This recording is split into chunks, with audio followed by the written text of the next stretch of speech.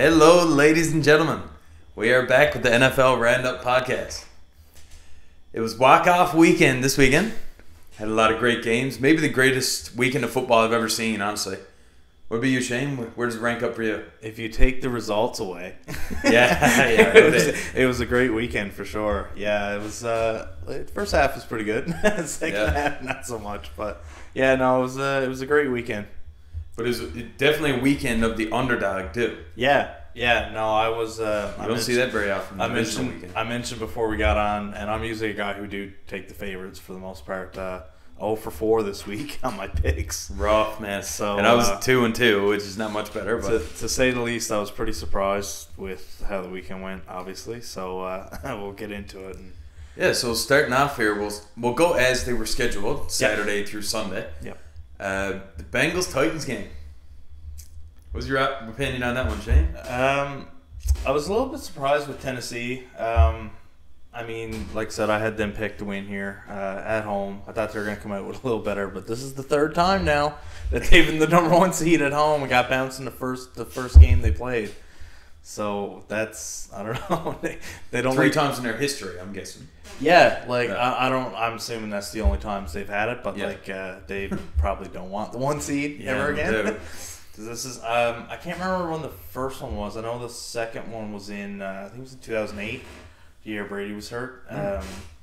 So they were the 1 seed. I think it was sometime back around 2000, and then 2008. So yeah, this is the third time, and every time they've ended up losing. Now we'll get into this between this and the next game too. Like we want to say, having a 1 seed is it an advantage or disadvantage at this point? Yeah, is it a blessing or a curse? Because this is only 2 years now that they've had the 1 bye, and you think, okay, now it's even more of an advantage than what it was before.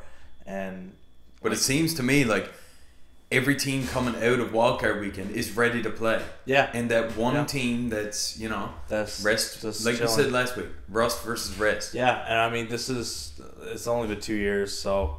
Not going to dive too deep into the percentages, but I mean, like the Chiefs went last year to the Super Bowl, but 3 out of 4 didn't, or Green Bay made to the NFC Championship game too. So it's only these 2 this week that really butchered having the time off. But still, I thought they came out a little flat.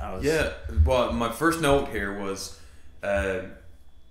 Ian and Trent, they're the 2 commentators for the game, right? Yes. Yeah. And Ian is going on and on about how Tennessee all season haven't had their 3 top guys. A.J. Brown, Derrick Henry, and Julio Jones all together with Tannehill. Yeah. And then he starts going on about how Tannehill's played great, right? He said, this is a quote, "It's evident, Trent. They won 3 in a row to end the regular season. They didn't turn the ball over in any of those games. As they're lining up for the first snap of the game, right on cue, Tannehill throws a pick." First play. Well, I was I think 6 o'clock kickoff, so I was in the kitchen making some food, and so I had the game up on my phone as I was out in the kitchen doing whatever, and I seen Cincinnati was lining up to kick the ball to Tennessee to start, and I said, okay, they'll get the ball first. And I put something in the oven, and I walked over, and Cincinnati had the ball again. And I said, "What happened? Yeah. This is just a disaster." Classic Tannehill, right? But to me, this game was dominated by the Cincy run defense, which held Henry to about 60 yards. Kind of shit on his braid a little bit. Their defense has impressed me a little bit. It's shockingly efficient. I can't name a whole lot of players on their defense, and they're playing reasonably well. Yeah. I won't say they're locking things down by any means, but they played great against a running team. If they're creating turnovers too, that certainly helps. Yeah, and to me, it was unbelievable that Burrow managed to get out of that game. Yeah, 9 sacks. Unbelievable. Yeah, Tennessee, man. And I didn't realize going into this game, like I knew that they had a front 4, but I didn't realize like they only got a rush 4. I figured they'd do some blitzes here now, but mainly just rushing 4, and to put that kind of pressure, like Clowney and a few of those other guys, is just like you got to tip your cap there. And I got to give a shout out to the Cincinnati side. I was said I wasn't sold on him last week. Higgins had a huge game. He did. I was thinking about that. It wasn't even the halftime, and I'm like, all right, I'm gonna have to give this guy some props this week. Yeah, he heard last week's podcast. Yeah, he ended up having well over 100 yards. I think he might have had over 100 the first half. He did have a couple big drops though. But that's the thing too. Like, it wasn't just like a 75-yard bomb or anything like that. Like, it was volume. Yeah. Right. He had 8 or 9 catches, and Chase was taken away for the majority of the game. They were chunk yards, right? And obviously, again, looking forward, they're gonna need their whole team and all that to see what they can do. Yeah. Go for, because I certainly didn't have them going this far. I mean, we were talking about before the playoffs started, those surprise teams that could make a run. I would consider them this team at this point. Them are the 49ers, right? Definitely. So both of them, yeah. Both of them, yeah. So it's interesting to see what else they can do now going forward. But props to them for making it this far, anyways. Yeah, I was trying to nail down Joe Burrow a little bit, and I was thinking, this is Joe Burrow's big moment. 2:43 left in the game. I know that defense is flying at him. Yeah. But it's 16-16. Can you get your team down for a field goal? Mm-hmm. No, he sacked on 3rd down, pushed out of field goal range, forced a punt. Yeah. Then Tannehill gets the ball back, and I'm saying, okay, this is Tannehill's moment to take this game. Yeah. Throws a pick. Then for the last time, I think, boy, this is Joe Burrow's time now to take this over, isn't it? Absolutely. One throw to Chase out of bounds. Well, this is one of those things too where, like, those big time quarterbacks, like that when they get the ball with so much time left, you're like, you don't even need to look. You're like, I know they're about to drive. Like, neither one of these guys are quite. Burrow's getting there, but neither one of those guys are there where you're like, boy, don't give him the ball 2 minutes left down to score. Cause if you protect Burrow, he can do it. He can do it, yeah. And I mean, like, again, those weapons on their team are fantastic. They're getting better. They're really coming together. Like, they're all young players. Like, they don't. This is their first playoffs. Like, college, they only got 11, 12, 13 games, depending on bowl games and all that. So, yeah. I mean, they're well deep in their career for the most they've ever played. So, for them, being healthy is one thing. And then performing on this level, this stage, and this hype that they're getting now, especially from a team that hasn't done it for a while, is crazy. It's a lot, right? And they're performing well. But before we move on, I just got to say, Joe Burrow's confidence is unbelievably high. The whole team. I mean, did you hear the kicker saying, well, good thing we're going to the AFC Championship game or something before the kick? Yeah. But I think teams take on the personality of their quarterback. Sure, yeah. And, Stafford, I still don't think he's that guy at all in any way. And you can see that team was very fragile down the stretch against the Bucs. But, we can talk about that a little more later. But let's get into the 49ers-Packers game. My favorite game of the weekend. Yeah, same.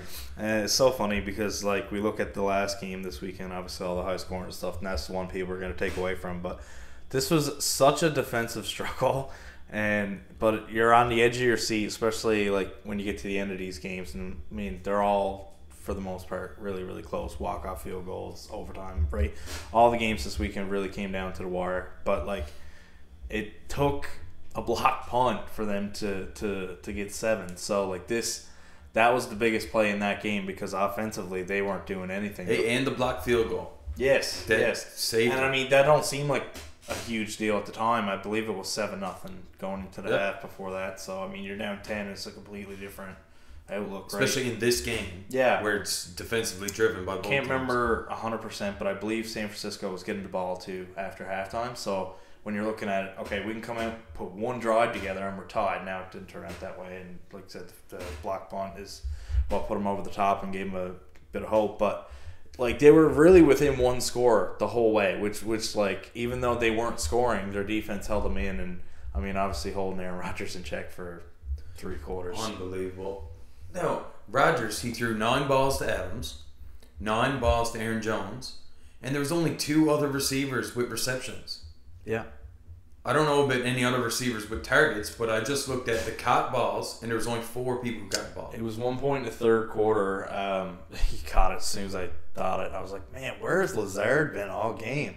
And it was like a 3rd and 4 or something. He caught a little comeback for 5 yards or something short. But I said, of course he catches. Yeah. But no, like the guys were really quiet.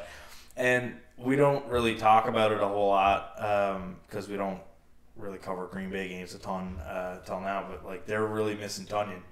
Yeah. Coming down the stretch, like that's a big body. That was one less weapon that they had going in, and we talked last week about their wideouts not being huge name guys that are gonna really step up and do anything besides Adams. And it don't matter how many people you put on him. We said it last week. He's unbelievable, and I mean he was their whole offense. It was him and Aaron Jones. I mean, there's really and Aaron Jones had a huge game too. So running the ball and catching. So I mean, you got your core three, and then besides that, they didn't really get a whole lot of help. And then really, and again, their defense too was impressive. Stood tall. And I was never buying it. I'm always the last one to hop on Green Bay, but I must say their defense now. You look at what's on the other side now. Their offense is decent. The Smith brothers. One of them or both of them got both of them, yeah, and it's like $40 million in cap taken up there. Obviously, their corners are nothing to write home about, but it was really that pressure. I know their defensive front four had 4 sacks, so they really stepped it up, especially in the fourth quarter. They had a stop on 4th down with 6 minutes left. At that point, 10-3, San Francisco just has got nothing going all game, 3.5 quarters. They got to do something. Special teams obviously a big part of this because if San Francisco, of course, not doing anything on offense, the least you can do is pin Green Bay down deep. They did. They're punting from their own end zone with the block punt. Not only was it a block punt, shorter snap. It was where it was. Yeah. Right? Yeah, like if they were upfield a little bit, their punter may have been back a bit deeper. And they were able to get that playoff. But yeah, and the ball bounced on the 1 yard line. I mean, the scoop and score. You pick it up. Well, it went straight up. Yeah. And you could tell nobody on the field knew where it was because their heads were just flicking going back and forth. And like as the team that is receiving the punt, that's awesome. Yes, clear view of it. You know, it's like, you're facing the ball, and then the other team is panicking. They're like, oh, we did something wrong. So damn. Yeah, it was a nightmare, but. That was a tough game-winning kick, too, because, like, the weather was a big factor for this game, too. That was, I mean, obviously San Francisco's from California. They're probably not playing a whole lot of these games, obviously. Yeah. So, I mean, we always say Lambeau got that mystique. That's what it is. It's the weather up there in January is frigid, and then it was windy. You can see the snow blustering around. Certainly wasn't an easy kick. I can't remember the length of it. I think it was in the 40s. Yeah.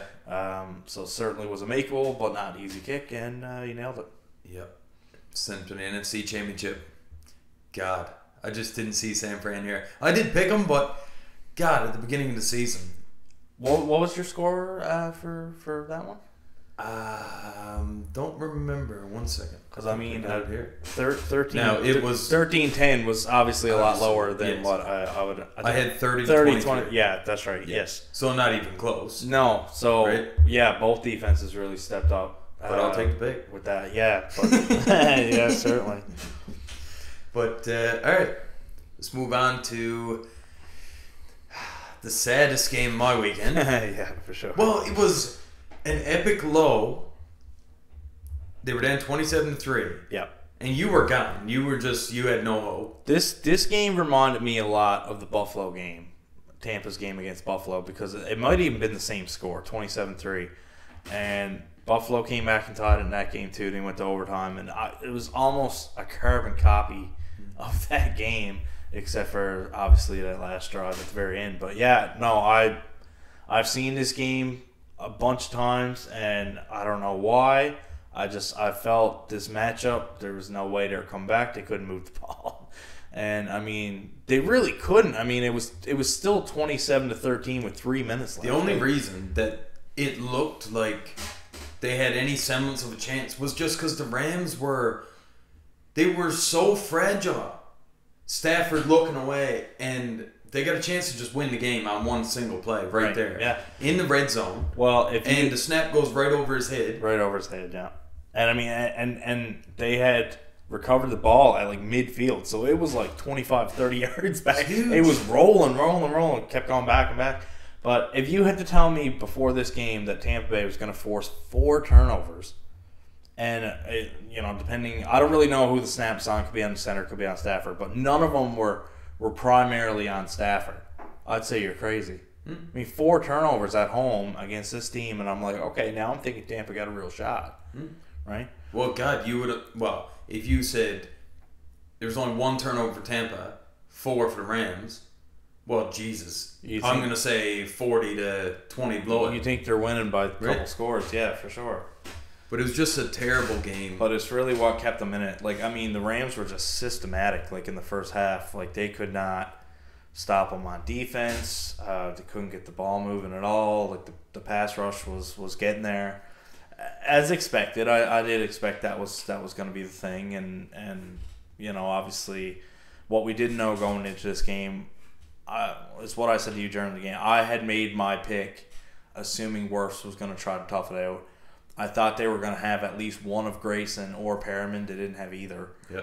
So 2 out of the 3 I thought were going to play. They signed John Brown, we mentioned. He didn't play. Not really a shocker there, but with missing 2 of those guys, that's probably what they signed him for, and they didn't even utilize it. So they're really down to like Scotty Miller playing primary plays, Tyler Johnson playing the entire game, which, you know, I trust Perryman or Grayson over him at this point. Like, he really hasn't shown up to play. So it was a tough pill to swallow seeing that before the game even started. I just had this feeling in the pit of my stomach that it wasn't going to be a good game, especially when I seen that. And then when the Rams got going early, I already had a feeling. So when I seen that they were moving early, I said, there's no chance. There's no chance. And to their credit, when they tied it up at 27-27, I said, you know what? Regardless of what happens, I'm happy. It's because I had mentally prepared for that game to be a loss, and I just felt that as soon as they tied it up, I said, okay, well, at least now it's not an embarrassment. Like, if you lose by 30 points at home to play, I don't care how prepared you were to lose. You're pretty pissed because that's ridiculous. But they made a game of it, and you know. It's a tough loss. Obviously, the way it happened sucks, but overall, I mean, you know, you got to tip your cap. They were really shorthanded, playing with one hand tied behind their back, and they made a game of it. So they came all the way back. I will say, I'll give them credit for that, and it really came down. All of their players on offense really played well. Kupp was unbelievable. A couple laps in coverage. Very similar. I just want to break down that last drive.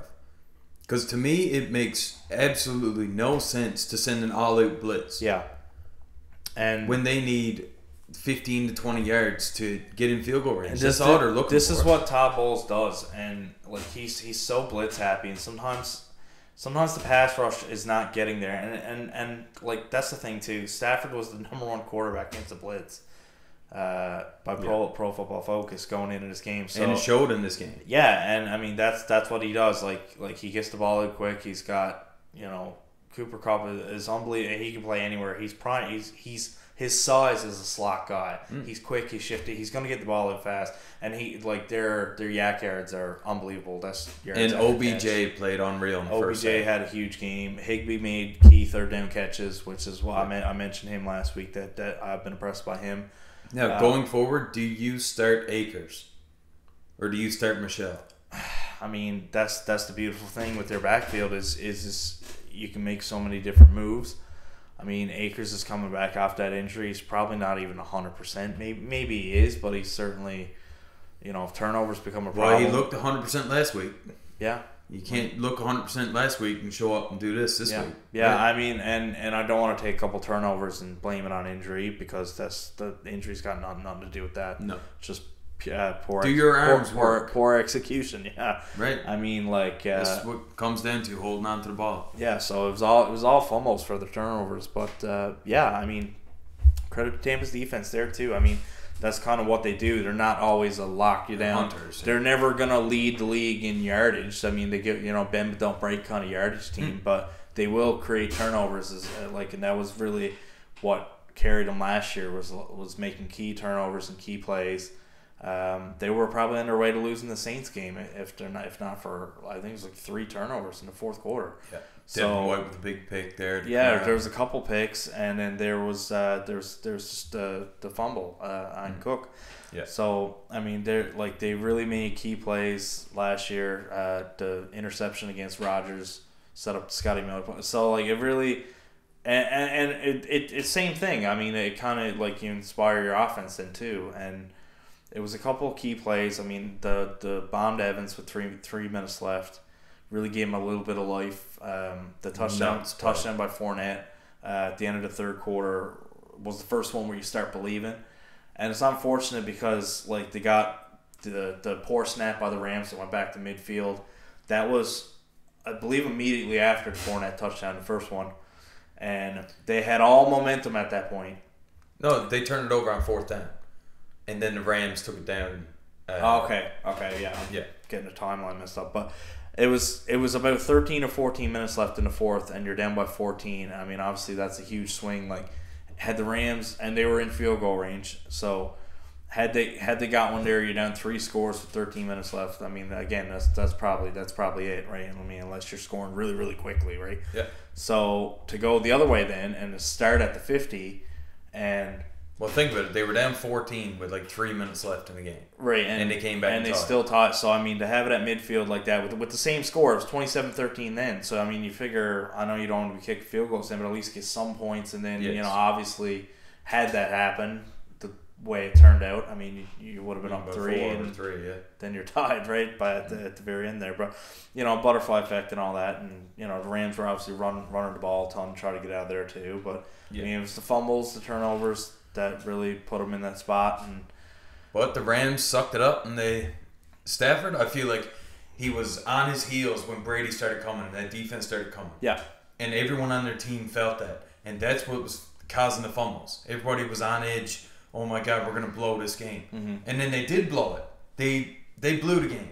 They came back, tied it up. And then I feel like the pressure was relieved by Stafford. Because suddenly there's nothing he can do to lose the game. Right. It's go out and win it now. Yeah, instead of like, okay, let's try to keep this lead now. Now it's like, okay, the game is tied. We can't lose open it up. Yeah, exactly. Yeah, you know? Because I find when you're ahead, you tend to, and we see with the Bills game and the Chiefs last drive, you sit back and you play prevent and all that. But like when the game's tied, okay, now we're not going run pass to kill time.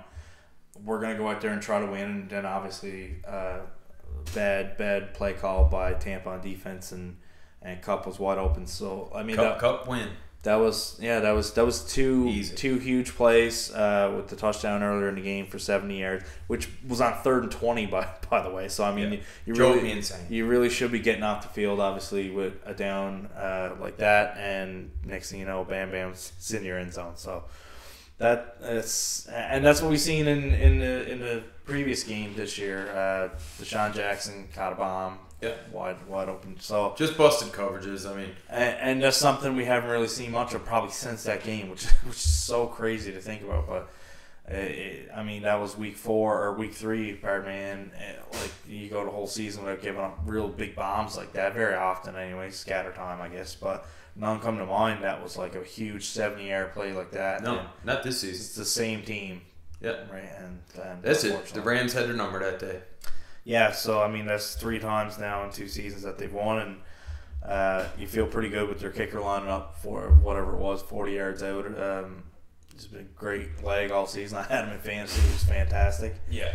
So, I mean, those 40-yard kicks right now, I think all of them this weekend that were game winners were all from that range, or it was in the range where you're like, it's not a gimme kick, but it's like 75-25. It's pretty routine now, to hit 40 to 45-yard field goal, and that's so, especially with that pressure. I mean, all these game-winning kicks, and they kick them through. So, props to the Rams. As much as we hate they're talking moving about on, it, but they're a great ball club. They went out, they made trades. They're going all in for this year.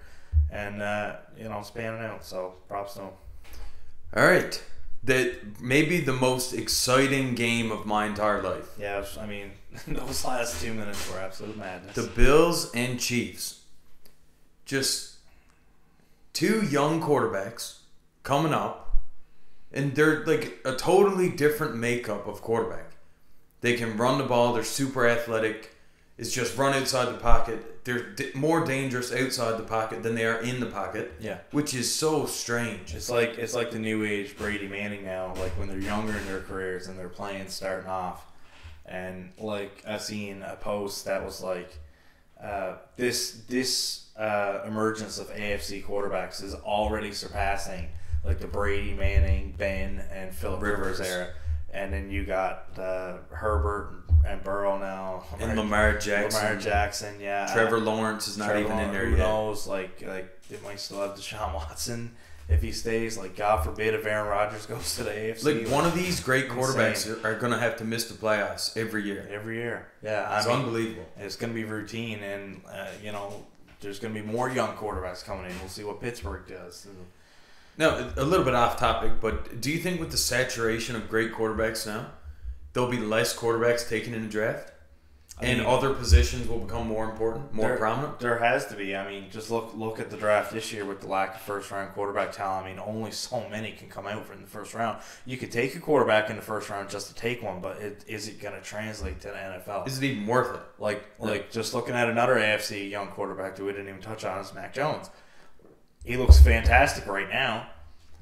2 years from now, we could be complaining like, oh my God, this dude's a boss. Just can't compete. Yeah, like he can't get up, and that's the standard that you have to play now. Like either that or have everything around you so good that you don't need to, like San Francisco and Jimmy G. Nobody is praising this guy on the same levels as these other younger emerging quarterbacks. I mean, he's a bit older than these guys, but he's still in that niche that, okay, we still got to see a bit more. He's going to be playing with these guys. What's he in year 7 or 8? But if you put everybody around him, that's fantastic. Okay, now we're talking.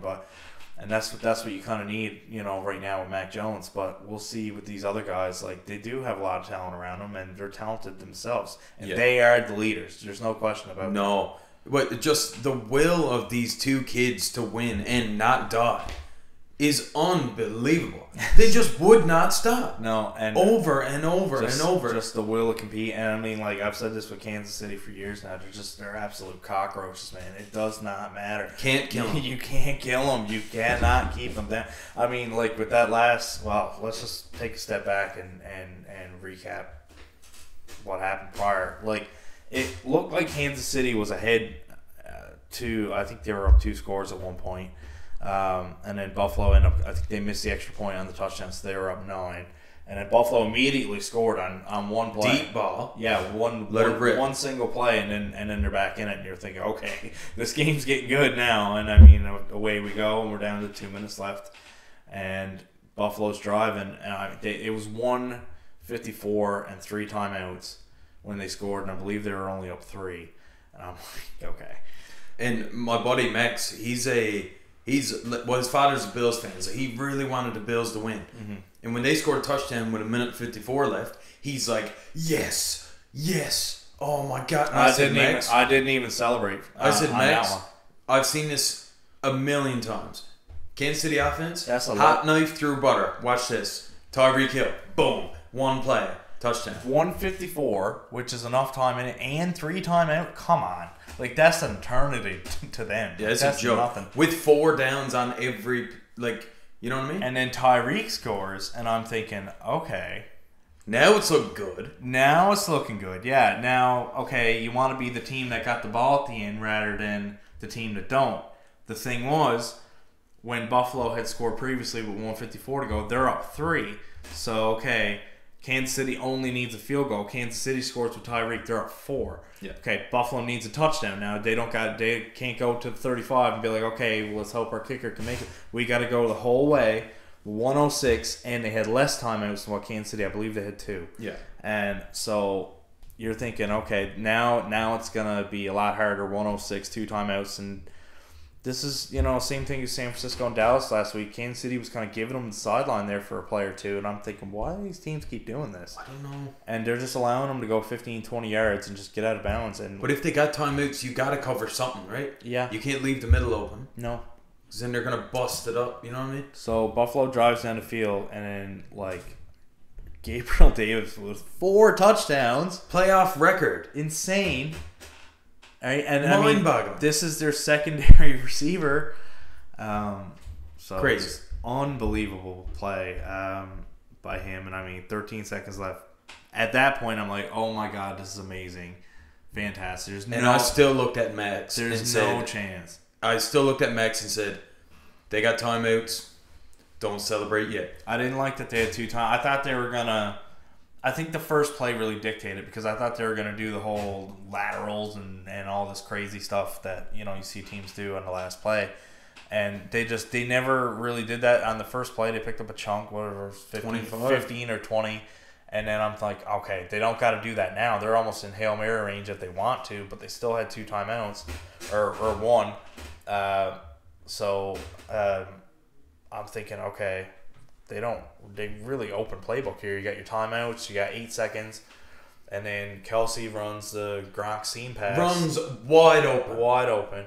What kind of defensive coordinator? Outside, but you're throwing it inside anyway. But what kind of defensive coordinator leaves Travis Kelsey open in the middle of the field? Just like who? Sean McDermott, genius coach. It's just coming off the slot. Like that's where he always is. There's no trickery. There's no surprises. Wasn't a pick play. There was no bells and whistles. It was. What I was thinking was the Bills were expecting Hail Marys, so they played extra prevent. Yeah. 3 safeties or 2 corners but and a safety. This is where I'm thinking. Okay, do they think they're up 4? Right, same as like they were going down. They were down 4. Were they thinking just defend the end zone here, which you're going to give up the middle of the field, and you're going to give up, a 20, 30-yard cushion because you're only preventing the end zone. Mm. But if you're defending just the sideline, they didn't need to. They had timeout. It was exactly. I don't know what the to me, what the Tampa's defense and the Bills' defense, if they swapped strategies, then they would have been fine. Mm. Absolutely. Yeah. If Buffalo were to actually line up in a defense that they normally play through the game, then they might have been able to combat Kansas City's attempt at because score, they needed. It was 8 seconds. They had a timeout. They needed time to kick. Yes. So 8 seconds, you probably got 2 plays. But if you take away the time to kick, they only had 1 play. That was it. And you go to the middle of the field, you take away the timeout. So if you stop them on that 1 play, now you're down to 4 seconds. Now they got to throw a Hail Mary or one of those razzle-dazzle plays. Yeah. And hope for something to turn out. So, give it to Tyreek and see what happens. Yeah, that's right. Give it to one of your athletes and, I don't know, just help the Miami Miracle, some sort of blocking scheme downfield. But what a game. Yeah, crazy good game. And then we'll get into the overtime thing a bit after. But, the coin toss, you knew after that 36-36, what is it, 3-4 touchdowns within a 2-minute warning. 25 points. Whoever gets this ball, barring some sort of crazy, ridiculous turnover, is just going to take this and run it down their throats and score. Yeah. And that's exactly what happened. Hot knife through butter, yeah. From 13 seconds from your season being over to literally probably a 5-minute span, honestly, between that and overtime and a quick drive downfield and done. And back shoulder to Kelsey and way to go. Unbelievable. The offense cannot be stopped. And the Chiefs hosting the AFC Championship for the 4th year in a row. And this is why I picked Tennessee in the other game. I was like, okay, well, at least if Tennessee or if Kansas City wins, they at least got to go on the road. Give them a challenge at least, because when they're at home, they're just. It's like Brady back with New England. It's routine, yeah. You really can't bank on going up there and winning. Their fan base is rabid. It's tough to go up there and win anytime. And Buffalo had done it throughout the year. Week 5, I believe, when they went up there and won. They had a pick 6 and all that, so they got those other plays. But that was almost 500 yards of offense on the number 1 passing defense in the NFL. Who can stop them? We'll see, man. But the future is bright in AFC, I'll tell you that. For sure. So let's look at the NFC here, where the future for quarterbacks is not so bright. We got the possibility of Tom Brady and Aaron Rodgers either retiring or Rodgers, potentially being traded or, So should Rodgers and Brady leave? Should they retire? And if they do... or if they don't, does it hurt their legacies to stay and lose? I think Brady's getting to that point where it might start hurting his legacy, because when you look at, I think this was their last chance to win. I do, because their schedule next year is unbelievably difficult. They won their division, so they're going to be playing tougher teams. They're going to play the hardest team in the extra game, the crossover. They play the NFC West, whereas this year they played the NFC East. Like I don't see, just knowing who their opponents is, not the order the schedule comes out in April. Yeah, we'll see the order comes out in. You always lose a game to New Orleans, game or two. Sean Payton's gone, so we'll see about them. But I mean, Carolina and Atlanta's got to be doing nothing but getting better, because they're building. Well, we'll see. We'll see. I still don't think they're going to be any terror. But I mean, when you look at Tampa's schedule coming up next year, I don't see any better than 11-6, and that's before I even see the schedule. There could be a couple more in there that are tough matchups at tough times, and I may even be even worse. So I mean, if you want to say, hey, come on back, throw for another 4,000 yards, get some more touchdowns, pad those stats to hope your records might not be broken. Maybe it's good for his legacy in that sense, but I don't think he'll be winning any more championships. Yeah, I think any team Tom Brady is on has a chance to win. They definitely have a chance. To me, that's why this team never quit when they were down 27-3. And I texted you and said, I swear this game is not over. Yeah. And it wasn't over because they had Tom Brady. Yeah, that's right. And, going forward, you get Godwin back. You get Evans back. You get, keep Evans. He wasn't injured or anything. Yeah. Gronk comes back. Lenny comes back. You try and get your offensive line worked. Maybe Jensen leaves. Maybe he doesn't. But the center is not your most important piece on the offensive line. And it's your outside tackles, and they got those locked down. They do have those locked down. Yeah. Like those other offensive pieces that kind of have a choice, Lenny, Gronk, and a few of those other guys. Like, what would they take a pay cut? Brady's the domino effect, right? Because I mean, if he goes, I certainly don't see any of them coming back. No. I mean, he was the guy who recruited them there. Once he goes, I mean, what are they playing for? You know. Yeah. Like Gronk said he might, but I don't think so. So I don't know. Brady, we'll see. I'm really sitting on the fence. Yeah. It seems more and more the stuff he's saying. He never talks about his family first. He never talks about the past. The second he won, he held the trophy over his head, and they were interviewing him. He said, "I'm back. I'm back." He's not at all saying that this year. No. Skip Bayless was talking about today. An inside source from Tampa Bay said they'll be surprised if he's back. So maybe they know. Pleasantly shocked, I think was the word they used. They know a bit more internally than we do. So I mean, it's looking more and more like he played his last game, and that's unfortunate given, like we said, how it ended for them to come back. Because I felt now with Kansas City winning, I might have changed my mind a little bit because they look crazy, but I felt had they won the game, they probably would have won the whole thing. And I think so too. Yeah. Seeing how he sounds now, would he have won it and walked away? I think after he lost that game, because he always says, if I can win a championship, I'm good to play. That's his goal, obviously. Yeah. And then it must have been a shot to his ego to be able to come all the way back, but then fall short in the Rams game. Yeah. And then he goes home, sits up, and he watches these two young bucks fucking duel it out. Yeah. And it's two unstoppable offenses. And I think he's questioning to himself, can he actually compete at that level now? Yeah. And it's all setting in, and it's all of reality to him now that maybe he's got to go. Maybe it's a new generation. This means the same thing to Rodgers too, because I think the easiest path for both of them is through the NFC. Like we had just talked about how stacked the AFC is in quarterback. The NFC is not at all like that. Like you've got a couple of young guys with Murray and Hurts, and we'll kind of see what some of those other teams do. Maybe some drafts coming up, and but it's more so the older tier. You got Wilson and Matt Ryan, and Prescott's not a young spring chicken anymore, and Brady and Rodgers, of course. So like they're really, it's almost two polar opposites. It is. Yeah. It's almost like if you look at the conference as a team, the NFC is about to rebuild. Okay, and the AFC has rebuilt. Yeah, they're already in the process of growing. So to me, it's like you got your senior team, It's the NFC. Yeah. Then you got your junior team, that's the AFC. Yeah. But suddenly the junior team's getting better than the senior team. Yeah, because these guys are getting too old, and these guys are, okay, we're starting to get it now. Yeah. Right? So, I mean, like, the path is there to win for those guys in the NFC. So, for that reason alone, I can see as that, okay, there's the motivation to stay here. But with Brady, it's whether or not he's going to stay or leave. Rodgers seems like it's more leaning towards, is he going to go somewhere else? I mean, as soon as he got out of it, he said out of the game Saturday night, he said he was going to take time and go home, think about it, and all that. And I felt he was kind of leaning to walk away as well. But then, you know, you see all the posts coming out and him in different jerseys. Oh, where do you like to see him play? And, you know, it's silly to say that he's going to see that and not start thinking that too. Like, okay, maybe I can go somewhere else. And sometimes that's all you need is a fresh start and a new scenery and new But staff. think, like you said, the domino effect with Brady. Look at the domino effect for Rodgers. Oh, huge. He leaves.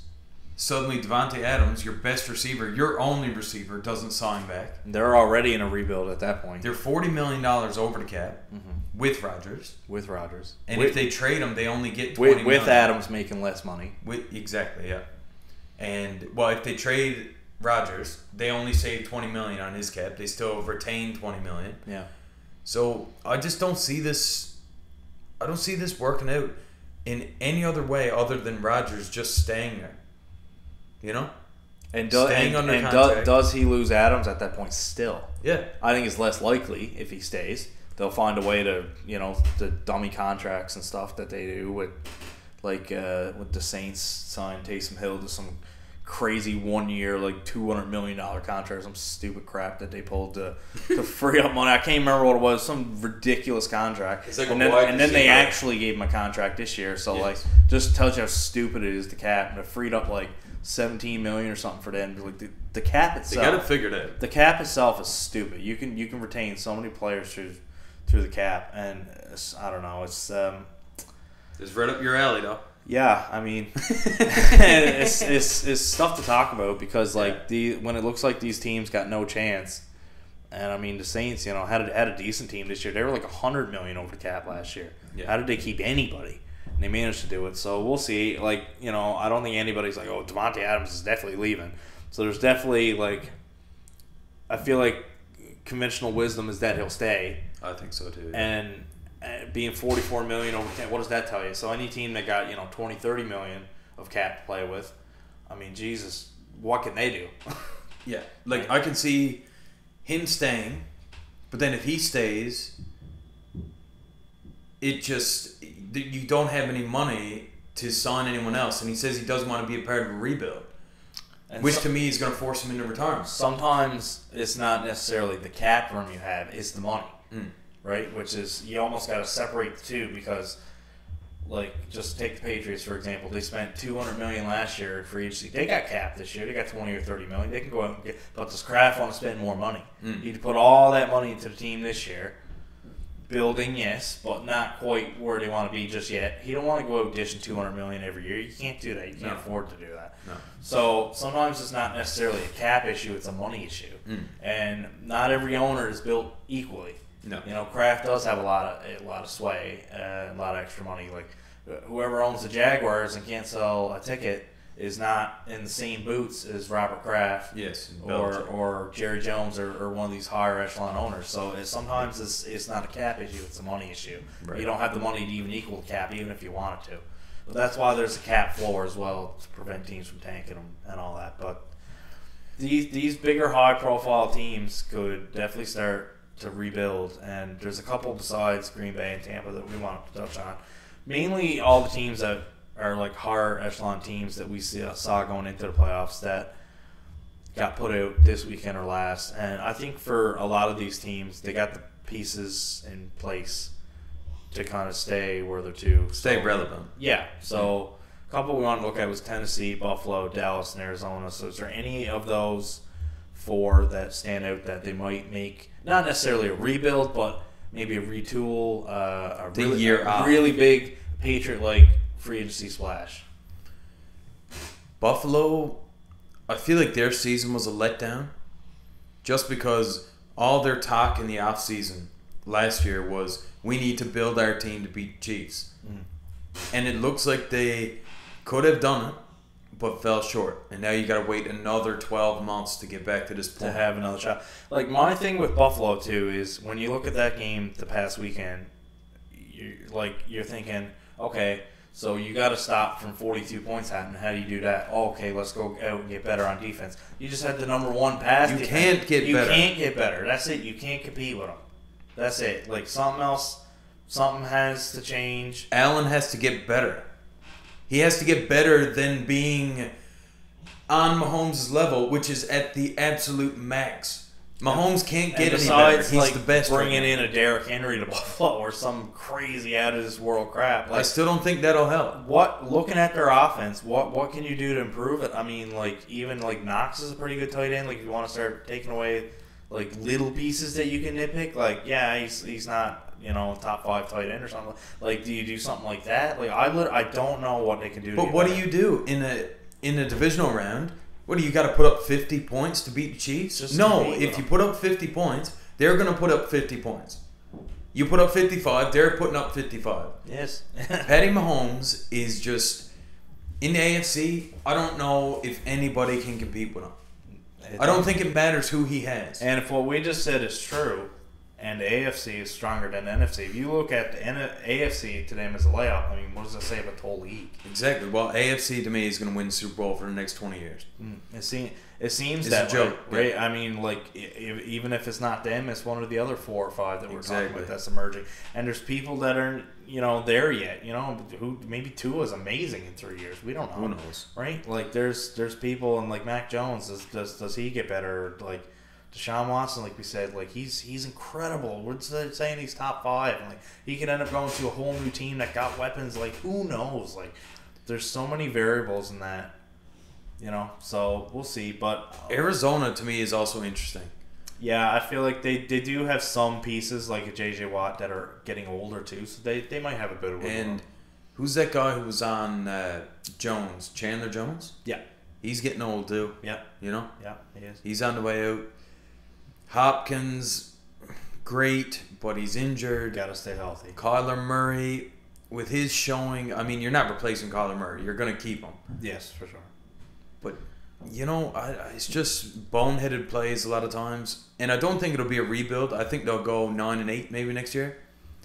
Now, this is obviously me projecting forward without knowing anything in free agency or the draft. Well, that's the kind of record I had them at this year, and right. And they didn't do a hell of a lot better. I believe they were 10-7 or 11-6, but still, the thing with Murray too is he's so small that they gotta have the beefiest offensive line just to keep him up. Well, if he gets hit once and he gets crunched into the ground, it's like you got a 300-pound man falling on a 180-pound man. I mean, it's just gonna crush you. It's hard for him to stay healthy, right? And like you mentioned, D-Hop has a bad injury history, but I don't know. Dallas is an interesting one, just in the sense that I think that they have a lot of pieces that they may lose as well.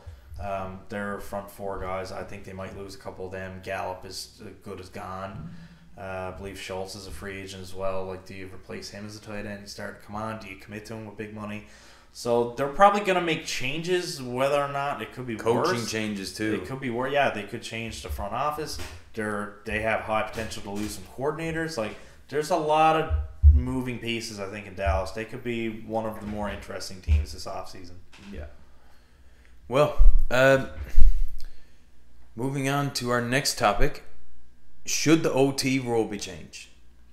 What do you think? We've seen this a couple times now, and I've been on both sides. I can't grill Kansas City for taking the ball and going down and scoring and being like, oh, well, that's not fair. Josh Allen should have had a chance. And when you look at it, sure, that's true. He had a great game, and he wasn't able to move on, and that may cost him a championship, a coin toss, and that sucks. I get it. How bad was the rule before? Where you get to take the ball, and if you kick a field goal, it's over. They changed this rule. Here's where I'm at with it, because as much as I want to say, yeah, well, that's stupid. Kansas City just got the ball and went down and scored. New England did that to Kansas City 3 years ago, and their fans were saying the same thing. And that's all they said after they had won. You know, fans were like, "Oh, that's not fair to Josh Allen." They said, "Listen, Mahomes was the robbed. Same thing happened to us, and it was a very similar. Like they were down by a bunch of points. They came storming back. They were score. If they had got the ball, they probably would have won. And then we're talking about them being in 4 or 5 Super Bowls in a row. Unbelievable. Anyways, whole another topic. So that's where we're at right now, and it's a whole team game. If you're playing, and a lot of people that I've seen that were complaining about this compared it to basketball and hockey. Oh yeah, like both teams get a chance to possess it in every other sport. It's not the same. There's constant changes. Like it's either you have it or you don't. There's no sport out there that's like football. So don't compare any sport to football. And it's no different. If you drop the puck in hockey and you take it and split the defense and run down on breakaways or skate down, and you split the defense and you score 5 seconds and it's over. That's over. It. The other team doesn't get an opportunity. Yeah, you don't say, you're supposed to play good defense. That's not fair. Yeah, you're supposed to defend the play. So as tough as that was for me to see, you know, Kansas City take the ball and drive it down and score, that's fine with me. I don't love the rule, but I can't grill it because it's really the way it's been, and it's set up that unless you completely fail and give up a touchdown defensively, which is what it is. Yeah. But that's it. And in the playoffs, you got to have the whole team. Now I've seen suggestions as to what can change it. You know, are you familiar with the college rule? I thought they changed college to each team starts on the 20. Yeah, I don't know if it's a 20. I know the CFL they do it from 35. Okay, pretty sure it's 20. In college it might be, but I know in the CFL I'm just going because that's the one I know for sure that it's at 35. Yep. And like you're basically already in field goal range, so even if you don't convert a first down at all, you kick a field goal and then the other team has to match you. I personally don't really like that. I like to just like go on. It eliminates the defensive factor. You kind of play the game the way it is. Like I'd like to see punts in overtime. So like special teams don't matter at all. Kickoffs. Like you could score on the opening kickoff and if you like I like that surprise element to it. Yeah. So I've never really liked the overtime thing. It's more decisive because you gotta sometimes too if you do score you gotta go for 2 to kind of give you a little bit more. Yeah, I mean it's something different. I don't know. I've never really loved the college and CFL rules, but for me, I think the OT rule is perfect as it is because all you got to do as a defense is stop them from scoring touchdowns. You've done it all game. Yeah, they haven't scored on 10 straight possessions. Mm-hmm. You've done it. You can stop them. And hold them to a field goal. That's all you have to do is to give your team a chance. Just one. And I think that's totally fine. You will get a chance as long as you don't do the worst thing possible on defense. That's it. Yes, exactly. You just get them the 4th down. Give you as much chance. Yeah, I think it's totally fine. I don't love the overtime rule, but I don't know how to improve it. Yeah. So it doesn't bug me to the point where I think they had to change it. I think any new change, all these crazy things you see on Instagram and Twitter and whatever, it's just gonna make it it's not gonna be football. No. No. The kickoff. You start the game with a kickoff. You should start overtime with a kickoff. Mm-hmm. Give someone the opportunity to run it back. Can they run it back? You got to have special teams in there as well. Special teams are part of it, right? I think the thing is too, like if you do that, start at the 35 or the 20s, 20 would be even worse. Like, what if they keep scoring? Because that's what those offenses were doing with the what or what we're gonna stay there for another 4 hours. Like the whole thing is these games are too long and they're trying to shorten. They're doing it in every sport. Baseball's the worst. Yeah. Because it's 4 hours sometimes. Like they're trying to shorten that. They're trying to shorten basketball games with the timeouts and all that. And the booth reviews and all that shit in football happens all the time. They're trying to have it happening while the play is going on, while they're running up to the line, because they're trying to stop all this and shorten it. But I mean, overall, it's just I think it's good enough for now. I mean, it wasn't even that long ago that they changed it from the field goal. I think it's maybe 10 years. I think it's been less than a decade. Yeah, so I mean, I think it's fine. It's good enough right now. I mean, gee, if this is literally the team I dislike the most right now, wins by benefit of this rule. Yeah. And I'm not upset about it. It's certainly not sticking in my craw any bit enough to. But I figured it was worth talking about. A lot of people were upset by it. So, we were talking last night. We usually have like a prep meeting before we go, and we just outline the topics we're going to talk about. And Shane said, just put down Chiefs rant. So I put chiefsrant.lol. So Shane, I'm going to let you take this one, and hopefully I'll jump in. Yeah, no, I don't want to overbear it and say I'm going to talk here for 20 minutes about the Chiefs, but and to be fair, we kind of touched on it. I don't think anybody is set up right now to stop this team. If the AFC can't stop them, who can? I mean, if you're going in there and scoring 36 points on the road, you're giving them 13 seconds to go down the field, and then they do it and they make it look easy. How do you stop this team? I thought, okay, as long as they're not the number 1 seed this year, and they got to go on the road, and like Patrick Mahomes has never played a road playoff game besides Super Bowls. Yeah, I know. Just let that sink in. This guy has got 11 or 12 playoff wins already. I mean, Brady's only got 30. I don't know, only. He's a million ahead of it. He's almost second all time in playoff wins already. It's mind-boggling what they do. I don't know. Like, if the cap keeps going up, this will be the best dynasty that's ever graced football. Yeah. Ever. Yeah. Ever. I agree. And I think Patty Mahomes he'll pass Brady with ease. He'll shatter records. You know, if they can keep Kelsey, Tyreek, and Mahomes together this whole time. He needs the longevity. He can't. He can throw for 5,500 yards because eventually they're going to go to 18 games. He can throw 6,000 yards, but he's still got to do it. Even at 6,000 yards, he would still have to play about 15 to 16, 17 years. Yeah. To counter Brady's whatever 20 some odd. Yeah. But those records will absolutely be broken if they win the Super Bowl this year, which it looks like they're going to, or certainly set up as the favorites. And then next year, the thing is, with the cap too, like I was just talking about, if that keeps going up 20, 30 million every year, because eventually Brady's the guy right now, or Rodgers, or these big time quarterbacks that they're drawing people to their team because they keep winning. I'm gonna go win a championship with them, and maybe.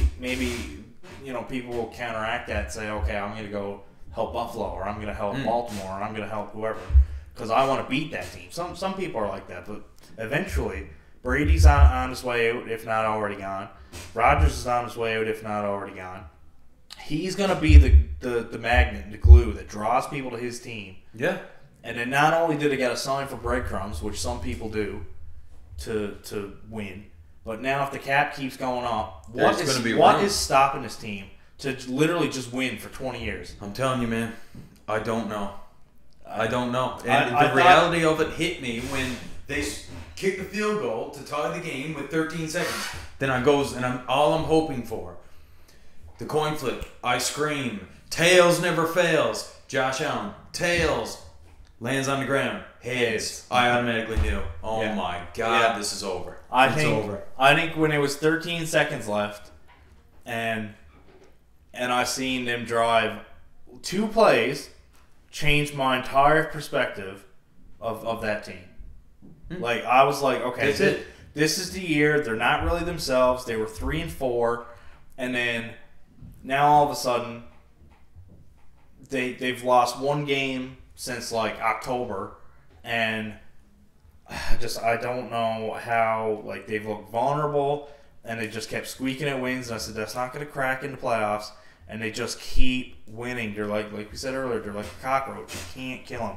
If they're down with 13 seconds left from their own end of the field and still win, how do you beat this team? How? Well, you said it. There's only one team that has beat the Chiefs in the last 8 weeks, 9 weeks. Yeah. And that's the Bengals. It is the Bengals. It is. Oh, Joe Burrow, buddy. I have the ultimate confidence in this kid. He just... If Tom Brady retires, this is going to be my guy going forward, Joe Burrow. Yeah. No, I mean... I'm telling you. He's just the way he carries himself, and nothing bothers him. Yeah. It's just now. I'll tell you one thing that does bother him: having massive D tackles in his face non-stop, 9 times a game. I mean, Kansas City's not going to hold off on this. But let's get into our picks here, and it kind of bleeds right in. So the AFC Championship is first, so we'll kind of keep this going. What we're talking about right now. So the AFC Championship is first. Bengals at Chiefs. I'll let you go ahead first, senior mid thought. So I'm just making this decision right now. Okay, I am gonna take Cincinnati. After all that, I'm taking them. Joe Burrow, man. Just unwavering confidence. I have no real reasons to explain why I think this is going to happen. But I've got a 33-30 win. Walk-off field goal. Cincinnati wins in Kansas City. That's it. That's my bold take for today. Hooday. Hooday, yeah. That's what people are going to be saying. Hooday, because it's not going to look like Cincinnati after this game. It's going to look like a high school team. That's they're going to say hooday, because they don't know who they is. I got Kansas City 52-24. Wow. Bold. After that take with Kansas City, I got to roll with them. They're going to smash everybody in sight for God knows how long until some sort of team of robots or some shit rolls down and just able to take them out, or Patrick Mahomes gets abducted by aliens or something. Something needs to happen extraterrestrial to stop this team. They might not punt. They might pull a Buffalo and score on every drive. I was nice and gave them a field goal because 49 is 7 touchdowns. I'll give them 1 field goal just because they don't want to embarrass them too bad. Wow. 52-24. I think they're going to absolutely kill them. I think they're mad about that game. It didn't even matter because it knocked them out of the 1 seed, and they're still here with home field anyways. Actually break down, take it away. I'll actually break down the game a little bit. I won't just talk about how high I am at Kansas City right now. Yeah. Like, Cincinnati's offense has been good, but they haven't been necessarily putting up points where you want them to put up points. Not in the playoffs. They haven't necessarily been to that level where you want to score points. I think 24 is actually around what they've been. They had 26, and what was the score last week? 16-13, or 19-16. 19-16. Yeah, okay. So it's been, they're like quick math. That average is what? Like 22 or so. So 24 is around what their average is. So I think that's fair. Kansas City defense has been playing a little bit better than what they had. Buffalo, dude, I'm telling you. Buffalo goes down, gets the coin flip, scores touchdown. What are you saying right now? Oh, you're totally flipped on your head. It's completely different. Well, I won't say completely different because it was the game tying field goal that really set us in like this team is just unstoppable. Yeah, but what would have happened if Buffalo gets the coin flip and goes down and scores touchdown? And what are you saying today? We'll never know. We'll you never. Know what I mean? I still feel like they're that team. Kansas City defense was Swiss cheese. Just as bad as Buffalo defense. See, my thing is, I think the strength of their defense is their front four under pressure, and that's obviously what Cincinnati cannot stop. Yeah, that's my reasoning for this. I think they can, and then one is going to aid the other. What is going to create turnovers is going to make their secondary look better than what it truly is. I think they got enough up front. Their linebackers, like Ingram, has been playing nuts. That Bolton kid who scored a touchdown against Denver, he's been great. Like they almost like we'll see. Tyrann Mathieu got hurt. He looked like he had a concussion, so we'll see with that because he's probably the best player of their secondary. Their offense is so good. I don't think it's going to matter. I mean, even if you want to say okay, like Cincinnati's going to absolutely run wild. Okay, give them 2 more touchdowns. Go 38. They're going to lose by 14. like if they go by my score, I don't think. Like Cincinnati's defense has been pretty decent too. Obviously, they're great rush defense. They haven't gave up 20 yet. So I mean, maybe I'm being a little far fetched with 52, but I just think Kansas City's just gonna stop them. I just think this team is just so unbelievable the stuff that they can do. I hate saying it. I hope you're right. I mean, I don't like being this high in Kansas City at all. They're certainly far be it. They're ranked number 32 of teams I want to see win. I was absolutely petrified when they got that coin toss in overtime, and that was that. I think they're absolutely rolling now. And with that said, Buffalo was obviously rolling in Kansas City. I'm not going to act like their offense cost them the game. But after putting up 40-some-odd against New England, I thought they were going to come in and kill it. And they did kill it. They did, but they did punt, I think, 3 times in the first half. Like, they weren't that offense. It was the end of the game, they were incredible, but they weren't necessarily there. I think that's the team you got to be like it all game long to beat this team. Yeah. I just think Joe Burrow led the league in completion percentage, and you never see this. Mm-hmm. He led the league with the most throws 20-plus yards downfield. Yeah. How do you lead the league in deep plays and lead the league in passing percentage? Doesn't make any sense. Right. You take more risks, more incompletions. No, it doesn't happen like that. Every time he throws the ball deep, it's caught by one of those 3 receivers: Boyd, Higgins, Chase, mostly. And those secondary options are going to have to be so big, because after Chase put up 266 on them in week 17, they're really going to key in on him. I imagine they're going to throw the sink at him. So if you put everybody on him and try to take him away and kind of see what else you got, Higgins, Boyd, Ozuma, Mixon. I mean, those guys are going to have incredible games. I'm telling you, man, they were trying to do that in the last game against Cincinnati. Absolutely. They weren't just letting Chase score. Mm-hmm. They were trying to take him out of it, but. Well, it's like we're saying about Adams, like, it don't matter how many people you put on him, and it's just a wavelength between quarterback and wide and receiver. Especially again if Matthews out, that's a big piece, but that's not the side of the ball I'm necessarily worried about if I'm Cincinnati, right? I mean, you've got to hold the team within 30, I think, to really have a chance. I think if they get above 30, I think their defense is going to be good enough to probably, unless you're just absolutely carving them up, which, is certainly possible. Buffalo at 36. So, it's not that 30 is uncrackable, but I think it's less likely to happen consistently. So, I don't know. We'll see with that, but ultimately it's going to be according to me, it's going to be an exciting game. I hope it's closer than my score at least. Hopefully. At least make it a bit exciting. And be like this weekend's games. I'll be all right. So, for the next game, NFC Championship, defensive struggle. Yeah, what do you got? I've got a lower scoring game.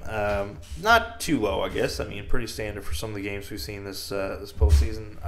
I will take the Rams at home. I really like what they did against Tampa. I like what they did against Arizona. They really, besides the end of the fourth quarter there with the 2 quick touchdowns by Tampa, their defense has been incredible. Absolutely swarmed Murray, pick 6 on him. They had special teamers picking off Brady. They had given up, I think, like less than 30 points combined up until that point when Brady hit Evans late. So take away that little 3-minute stretch, their defense has been impeccable. Stafford's been as good as he could have been so far. Maybe he's due for a turnover, I guess, to be fair. But, Kupp is just in another stratosphere. He is, Odell's a touchdown a game. Pace, the way he's been playing. Higbee, again, 3rd down conversions. They're just killers. Hopefully the running backs are not, turning the ball over for the Rams' sake. Are turning the ball over at the rate that they've been turning them over. Even the receivers, like I said, Kupp had a fumble as well. So they're at home now. I think the snap had a lot to do with it being on the road. Some miscommunication, a little bit easier for that at home. The thing I'll say about them being at home, though, is they don't have a whole lot of fans. Their fan base don't really necessarily show up. They said they were overwhelmingly disappointed with how many 49er fans were there for the game this season. So although it's at the Rams' home stadium, it's not necessarily going to be home advantage. Home field advantage. Yeah, they're not going to necessarily have a loud crowd that's going to draw a lot of pre-snap penalties for the 49ers. So I will say I like the Rams kicker a lot. He's played well. I like their offense just enough. I think they might run the ball a little bit to try to prevent the 49ers to get at them. So I'll take 24-17 for the Rams. Maybe Jimmy has a turnover in there. I gotta think he's due for a turnover. He's turnover. This could be 24-17 with all pick sixes between these two. yeah. Special teams, block punt or something. I got the 49ers in this one. Kyle Shanahan's dominance over Sean McVay continues. I got 27-24. I think they avoid the pass rush. Von Miller, Aaron Donald, these guys. I just feel like they're not going to be able to get to Jimmy because they're going to be chasing Deebo Samuel down the field. You're going to have to turn around and start sprinting because Deebo's blown by him again. Mm-hmm. Yeah. And the stable of backs that they've got, I don't. Maybe Jimmy throws it 15 times. They're not going to put him in a position to turn over and give the game away. Yeah. I think 27-24. That's what I got. I think, too, this is 6 times down the road that 49ers have beaten the Rams. So, I'm going uphill on this pick, I guess, although it don't seem like it. The Rams are the betting favorite, I believe. Not by much, like 3.5. Yeah, so they got home. So at a neutral field, they're calling it about a half point. So it's close. But overall, I think the Rams could take advantage of a couple matchups. But I don't know. It could be. I'm hoping it's a bit of a closer game than what I had. I know touchdown's close, but I'm thinking the game is close late. Stafford real uneasy in those tight games. Yeah. And Garoppolo is not. Garoppolo is steady. He's clutch. He is clutch. I don't care what anyone says. He makes the right play, and when there's a play to be made, he's making it. He gets the ball into his skilled players' hands. Yeah. Whether that's Kittle or Debo, somebody's making a play. And Ayuk has come on. They got some serious weapons on that team. And that's the fun thing about that team too, is they're not necessarily, I'm gonna chuck it downfield like this. It could be a slant to Debo and he takes it 70 yards. Right? Like they're a really good yak team. So there's definitely an element of big breakout, huge long scores from both offenses. Same as we've seen with Cup this past week. So it could be more of a exciting game than we think. Like I said, those are two very, very clutch kickers as well. If it does come down to a game-winning kick, you kind of feel confident on both sides. They both can certainly make plays on special teams. It's a tough matchup.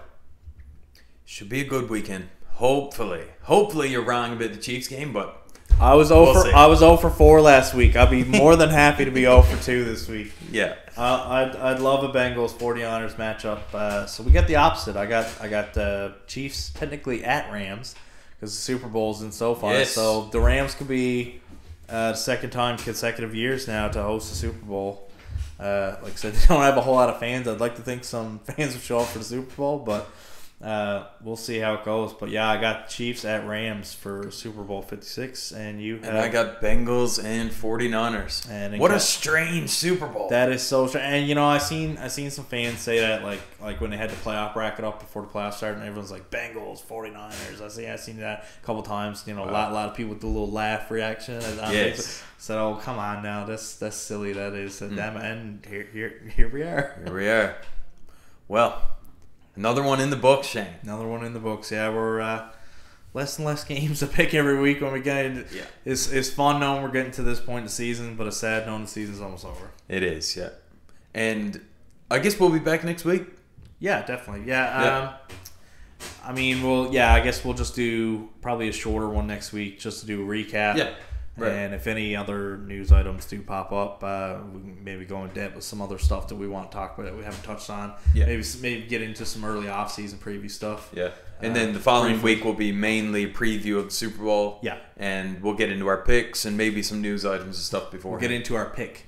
Pick, right. Right. Only pick for 2 weeks from now. Cool. Well, if you enjoyed the podcast, like and share with your friends. We don't mind. Shane, any last words for this, or? No, I mean last week I said go Bucks, but I got no team this week. I Yeah, go Bengals. Go Bengals, I guess. Yeah, I mean we have to find a tertiary team now. We got two teams in this playoffs, and they're both out. So I mean we're gonna have to see who to go for. Let's just have competitive games. Let's not have a 28-point Chiefs win. How about that? Please. All right. All right. Thanks for listening. Peace. Peace.